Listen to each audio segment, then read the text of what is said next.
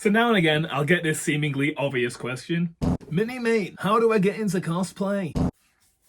There's many potential wisecrack answers for this, such as, you just put on a costume. But I'd like to provide a more useful philosophical answer. Coming up right now.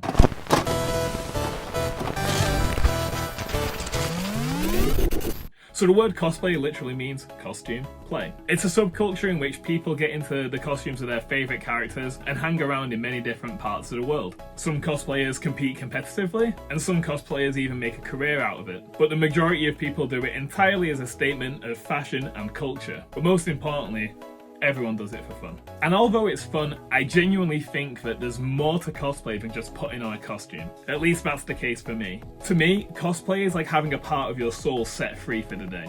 It gives you a chance to bring your fantasies to life, along with bringing that fantasy to other people. Because when you cosplay, you're not just dressing weird, you're becoming a character. And when the public see that character and they see their favourite characters in real life, it makes them happy. In fact, I'd even go as far to say that acting out people's favourite characters in public and seeing their reactions is probably my most cherished part of this subculture.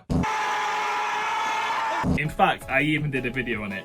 Link will be in the description below. So before you get into cosplay, just look inside yourself and ask, who are the characters you gravitate towards the most? And who are the characters that you most admire? It doesn't matter at all if you don't feel like you look like them, it's not the point. And it doesn't matter if they're villains or heroes. It's all positive roleplay in my opinion, and the sky really is the limit.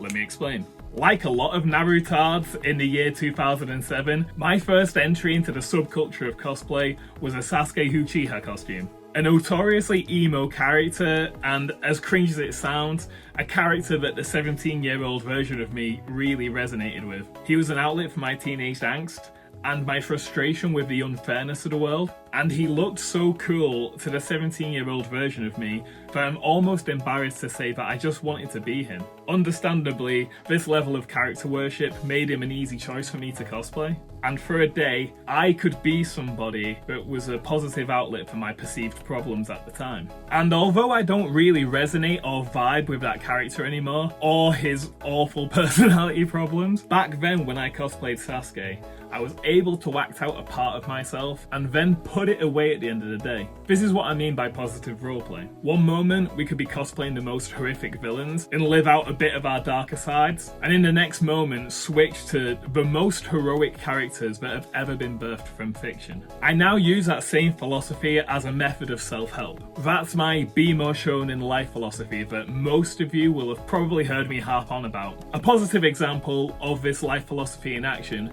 is how I used cosplay and Dragon Ball Son Goku as a motivation tool for self-betterment.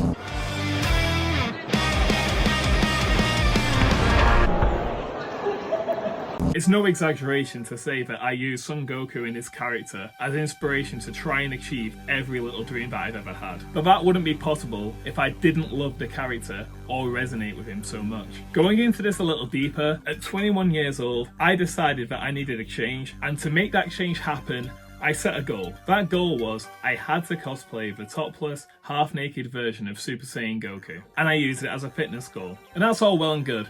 But the part I haven't told you about yet is that I was an overweight, druggy smoker. So to achieve that goal, I basically had to stop the lot. And I did. So first I quit smoking, then I lost weight, then I put on muscle, then I quit the drugs, then I quit drinking. And I reached a goal, as well as being able to become my hero for the day.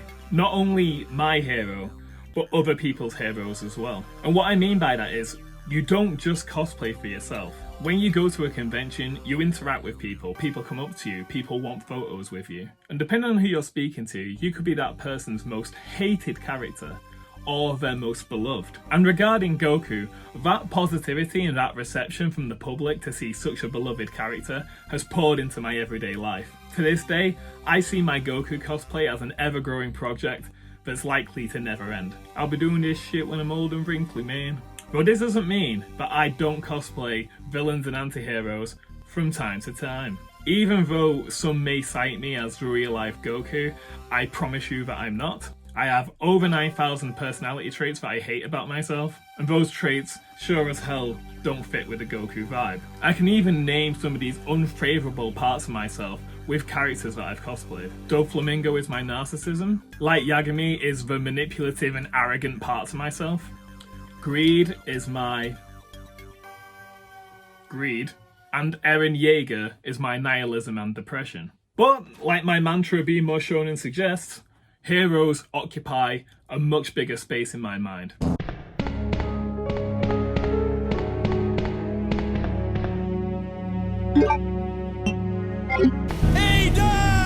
Characters like Leon Kennedy, Roy Mustang, Tien Shinhan, Zack Fair, Erwin Smith, though it's touch and go on that last one.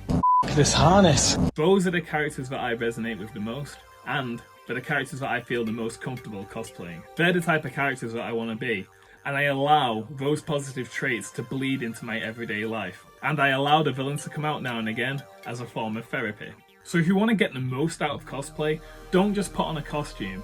Pick a character that just clicks with you. Honestly, after that point, I think everything else is secondary. The passion that you feel for that character will lead you in the right direction. Certainly did for me. And once you take care of that primary step, you can take the costume construction side as far as you want to. Maybe you don't take it that seriously. Maybe you take it the most seriously.